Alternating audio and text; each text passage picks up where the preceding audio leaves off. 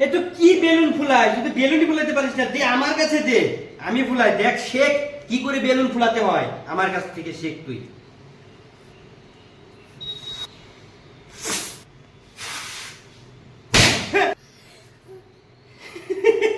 হায় ভগবান।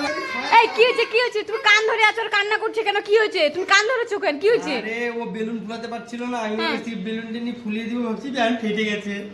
ফেটে গেছে? হ্যাঁ। এখন আর বেলুন এনে দাও। ওর বেলুন ফাটাচ্ছো কেন? আরে, এখন বেলুন আনতে গেলে তো পুরো প্যাকেট আনতে হবে। একটা বেলুনের প্যাকেটের দাম 100 টাকা, আর একটা সিঙ্গেল বেলুন তো বিক্রি করে না। হায় ভগবান, কি যে করি, ছাড় ছাড়। আইডিয়া! একটা আইডিয়া পেয়েছি। তোমার কাছে 5 টাকা আছে? হ্যাঁ।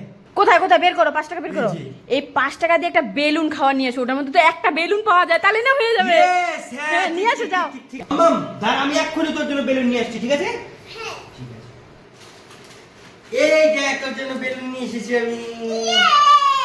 দাঁড়া, তোকে আমি বের করে দিই বাবা। এই নে তোর বেলুন।